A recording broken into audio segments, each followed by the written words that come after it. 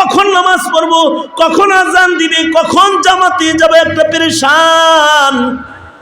এভাবে নিজের হৃদয়কে মসজিদে পাঠায় দেওয়া, নামাজের হেফাজতকারী হওয়া, বিশেষভাবে আসরের নামাজকে হেফাজত করা, ওয়াসসালাতিল ওয়াসতা, 5 ওয়াক্ত নামাজের ভেতরে মাঝখানের নামাজ যেটা, মাঝের নামাজ আসরের নামাজ, এটা অধিক গুরুত্বপূর্ণ। কারণ আসরের নামাজের সময় দিনের শেষ হয়, এই সময়ে প্রতিটা মানুষের কর্মকাণ্ড শেষ হয়। দিনভর কাজ করে যখন দিনের শেষ ভাগে পৌঁছে যায়, অবহেলায় ধইরা ফেলায়, শয়তানের তখন ধোঁকা দেওয়া সহজ হয়। শয়তান তখন ধোঁকা দেয়, থাক আরেকটু পরে পর বাজ্যা পরিছনে, আরে আরেকটু পরে পর একটু জায়গা মতো যায় পরিছনে, এই কাজটা শেষ করা পরিছনে। দেখতে দেখতে দেখা যায় অবহেলায় অবহেলায় আসরের ওয়াক্তটা দুর্বল ওয়াক্ত, এই নামাজটা অধিক পরিমাণে নষ্ট হয়ে যায়, অন্য ওক্তের ভেতরে ঢুকে যায়। এ কারণে আল্লাহর ফয়সালা হলো বিশেষভাবে গুরুত্বের সাথে তোমরা আসরের নামাজ পড়ো।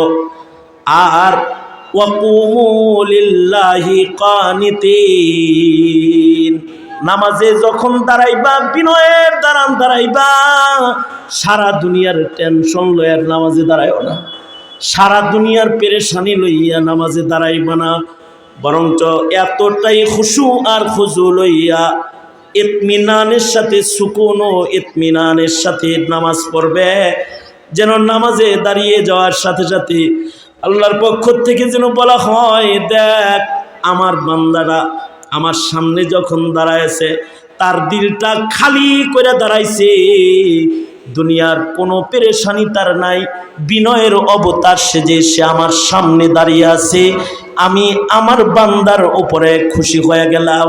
এমন ঘোষণা যেন একটা বান্দার নামাজে দাঁড়ানো হালত দেখে আল্লাহর পক্ষ থেকে এসে যায়। এমন আদব আর আজমতের সাথে হাজার পেরেশানির ভেতরেও বান্দা আল্লাহর হুকুম নামাজকে আদায় করবে।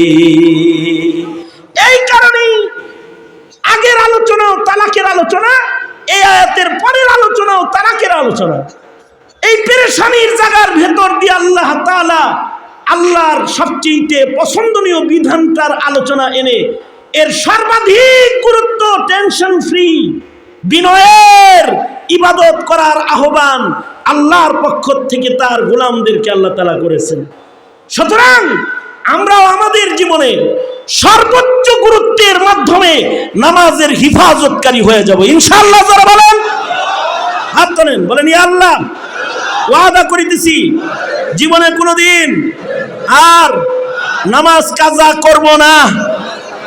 ইয়া আল্লাহ, সুন্নাত মোতাবেক 5 ওয়াক্ত নামাজ জামাতের সাথে আদায় করব, উলামায়ে কেরামের পক্ষে থাকব, হক্কানি আলেমদের সঙ্গে থাকব ইনশাআল্লাহ।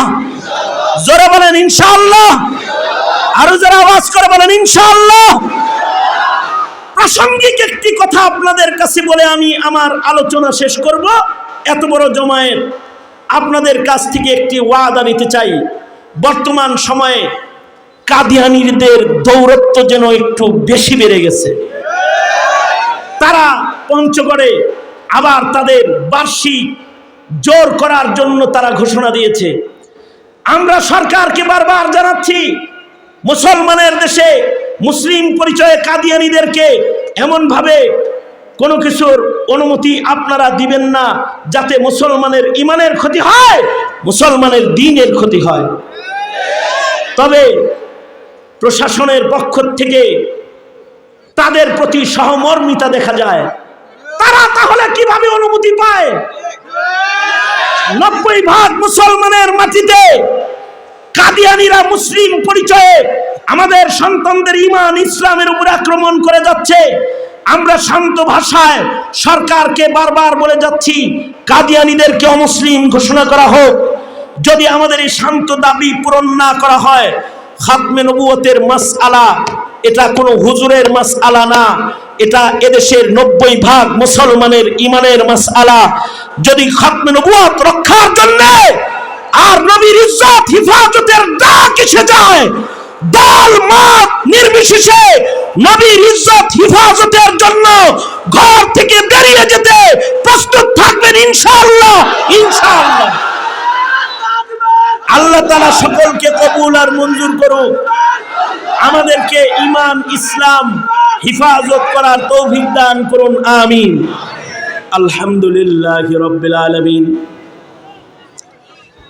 والصلاة والسلام على سيد الأنبياء والمرسلين محمد وعلى آله وأصحابه أجمعين.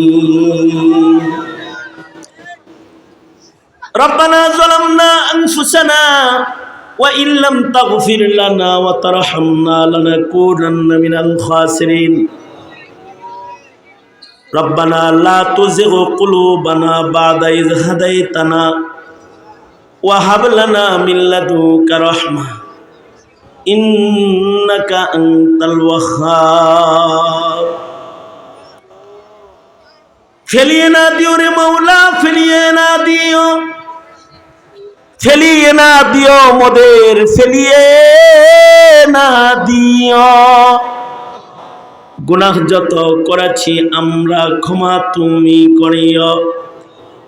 বান্দা আছে বন্দিগি নাই, শেষ করেছি জিন্দেগি, আখিরাতের বিচার দিনে এ পাপীদের উপায় কি?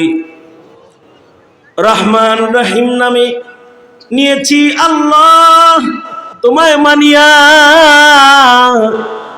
কেমন করে আমাদের তুমি জাহান্নামে ফেলিবা? মাফ করে দাও আল্লাহ, মাফ করে দাও, গুনাহ যত করেছি আমরা ক্ষমা তুমি দাও।